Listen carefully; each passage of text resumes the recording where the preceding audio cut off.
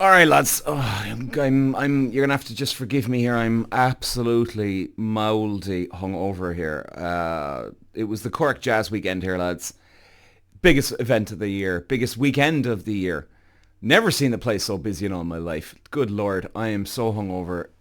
I can barely even see straight right now. My God, my Lord. Hey, big shout out to my boy Kenny G.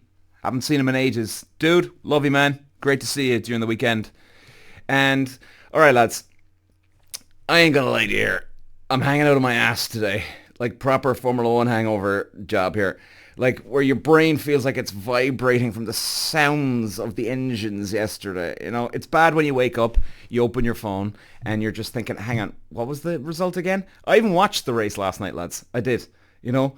And then, you're thinking, how the hell did Lando Norris win that? I mean, what kind of race was that? It was great. There was no doubt about it. It was a great race, right? I mean, I think a lot of people loved it.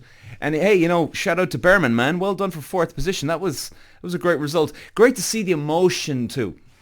Like you could see he was in the interviews afterwards, and you could see his family standing there, and he just has a big grin on his face, and then they look over at one stage of them, and they start crying, and then he starts crying. I mean, wonderful, beautiful, honestly, beautiful moment. Beautiful moment. No, I wouldn't be too happy either. It's fourth position, right? No, okay, fair enough for Haas. That's a good place to end up in, I suppose, I guess. But anyway, yeah, it was still good. It was still good.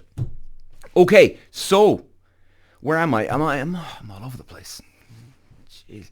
Okay, where am I going with this? Walsh running the Irish green, and look at the move he's making down to the inside. Moves to the front. What a move from fifth all the way to the lead in lap one. Walsh takes win number 2. Peter. Walsh.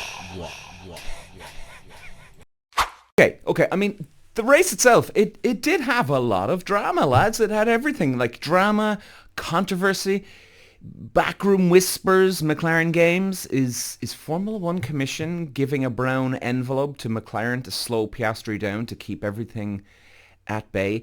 This doesn't make sense, lads. This doesn't make sense. And I know racing. I know how corrupt it can be, how political it can be.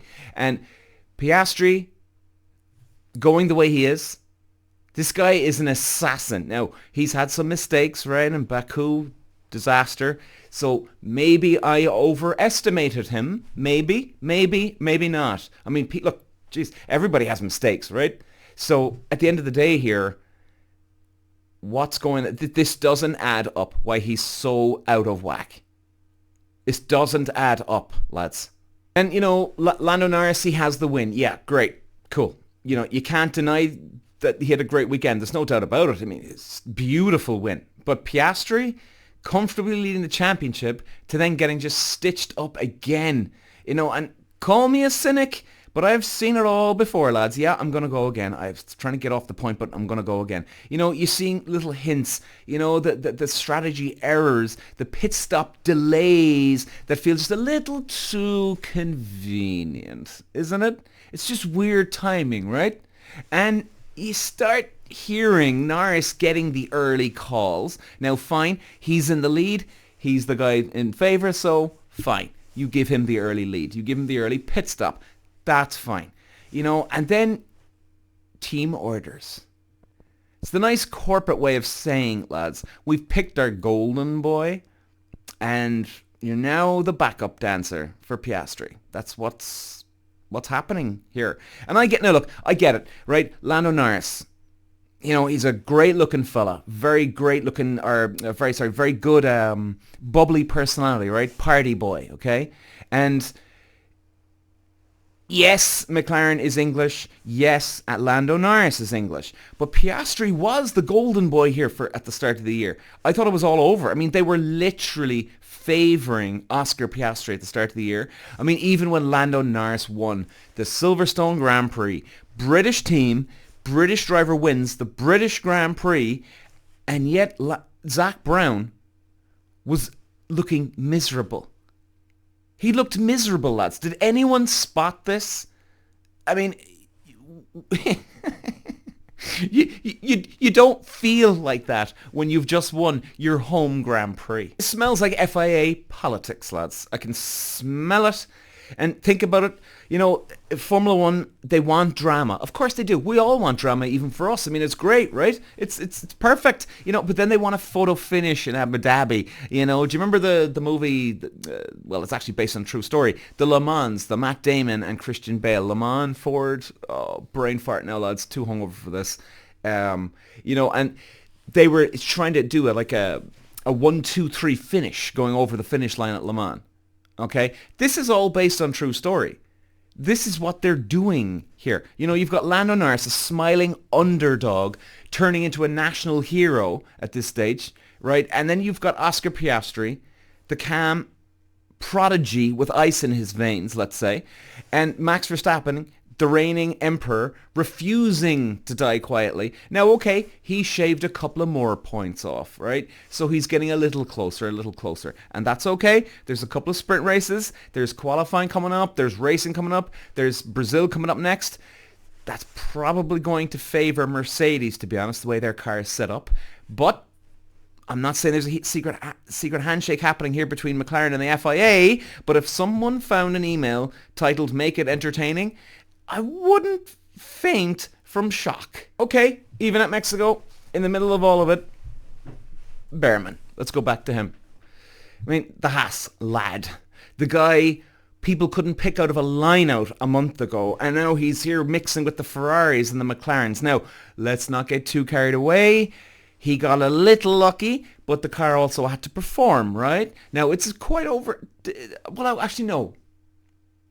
It can be hard to overtake in Mexico, but at the same time, if you do have the horsepower under your ass, it's actually pretty good. It's actually, I wouldn't say it's easy to overtake, but it's very, very possible then to overtake there. And, you know, the fourth place kind of changed the dynamic of the team. You know, it changes the outlook now. You know, it kind of screws up constructors' points too.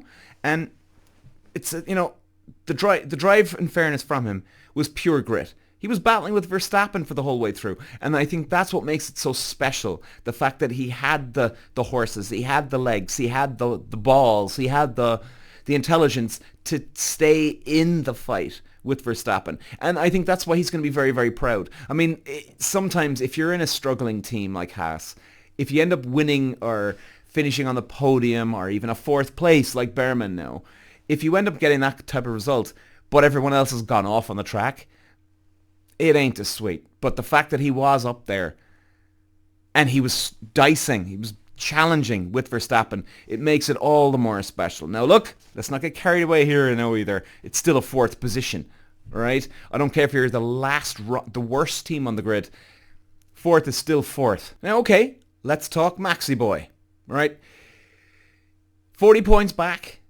Now, still clawing in, still snarling, now 36. Third place wasn't glamorous, but look, it keeps him still in the game. It was a wonderful opportunity, lads, for him to really get something out of the race here, especially with Piastri struggling so bad. And you could see it in his, you know, he has a bit of that look, I'm coming for you, man. And I love that about Max. He's aggressive. I like it. Because the next races, lads, Vegas, Abu Dhabi, Brazil, you know, Vegas will definitely suit the Red Bull. Well, then again, I thought actually Mexico would be perfectly suited for Max Verstappen, but hey, I got that one wrong.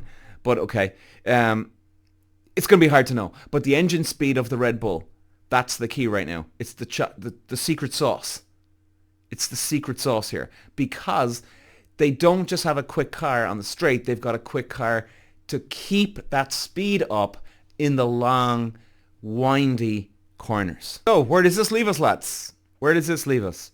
It leaves us with a great title fight. It's still not over. It is not over for Max Verstappen. He's still in this game, lads. Still in the game. And, you know, you've got Norris, I suppose, the happy-go-lucky dude. You've got Piastri.